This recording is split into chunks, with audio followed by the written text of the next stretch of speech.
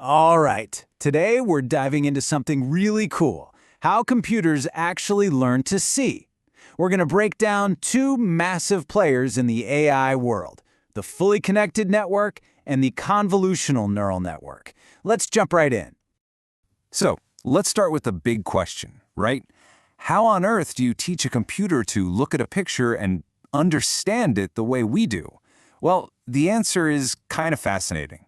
It's all about building an artificial brain, a neural network, and, crucially, how you wire that brain up. And to really get how we've come so far with AI, you gotta go back to the beginning. We're starting with the OG, the foundational design, the fully connected network. You'll probably hear it called an FCN. Now, fully connected pretty much tells you everything you need to know. Seriously, it's exactly what it sounds like. Imagine a situation where every neuron in one layer is talking to every single neuron in the next layer. It's this super dense, all-to-all connection that makes an FCN what it is. The whole setup is pretty straightforward. You've got your data coming in one end, that's the input layer. It gets chewed on and processed in the middle by these hidden layers, and then boom, a final result pops out the other end. And, it's a really flexible tool. You can use it for all sorts of things, like trying to predict stock prices or figuring out if an email is junk. But there's a catch. This jack-of-all-trades design has a pretty huge Achilles heel. When you ask it to do something like understand an image, the fully connected network just completely hits a wall. And here's the absolute core of the problem. An FCN doesn't see a picture. It just sees a long, jumbled-up line of pixels. It completely misses the structure. To an FCN, a photo of a cat isn't a cat. It's just a flat list of color values. It has no idea that this pixel is next to that one. The whole concept of space is just gone.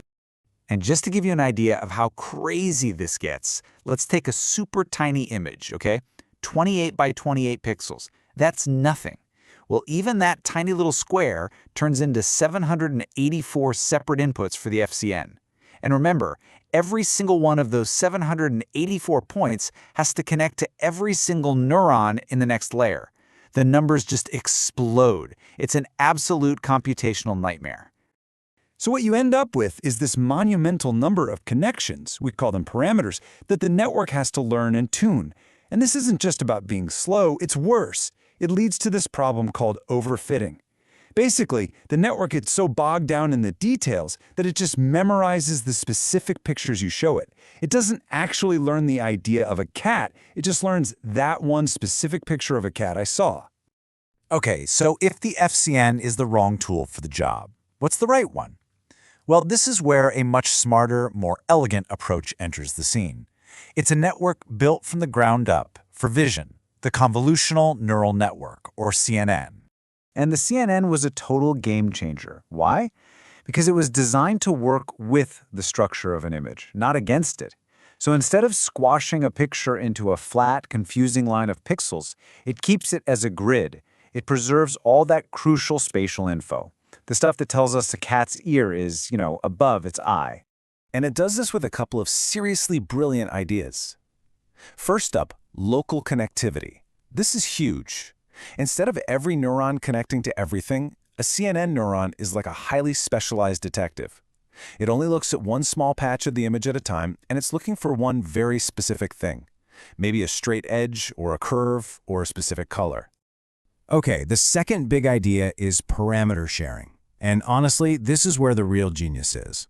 Think about it. Does the network really need to learn what a vertical edge looks like 1,000 different times? No way! It learns what a vertical edge is once, and then it takes that one detective, we call it a filter, and just slides it across the whole image, looking for that same feature everywhere. It's wildly more efficient. And here's the real magic. This means it can find a cat's ear whether it's in the top left corner or the bottom right. All right, so we've met our two contenders. Let's put them head to head. This is where you'll see exactly why CNNs were such a revolution.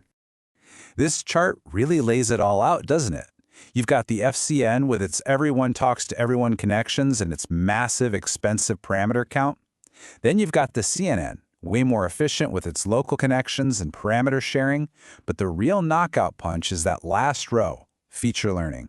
CNNs build up understanding. They start with simple lines and curves, then piece those together into shapes, then those shapes into objects like an eye, and finally into a whole face. It's a hierarchy of understanding. In FCN, well, it just can't think that way. So, look, this isn't about saying one is good and the other is bad. Not at all. It's about having the right tool for the right job. You wouldn't use a hammer to turn a screw, right? Same idea here.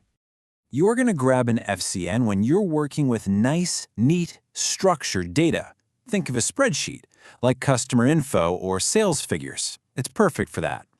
But the second you're dealing with anything that has a grid-like structure, pictures, videos, even the patterns in a sound wave, the CNN is the absolute, undisputed king. But here's the really cool part, the plot twist, if you will. In the real world, in the most powerful AI systems we have today, these two aren't rivals. They're partners. They work together. So think of it like this. The CNN part of the network acts as the system's eyes. It does all the heavy lifting of looking at the image, finding the important features, the edges, the shapes, the textures, and once it's figured all that out, it passes a neat, tidy summary of what it saw over to the FCN. And the FCN acts as the brain. It takes that summary and makes the final call, like, yep, based on these features, that's a cat. And that partnership, that tag team between the specialized eyes of the CNN and the general-purpose brain of the FCN, that's what really kicked off the modern AI revolution. It's literally what gave machines the ability to see. And that just leaves us with this one kind of mind-blown question. Now that our machines have opened their eyes, what are they going to help us understand next?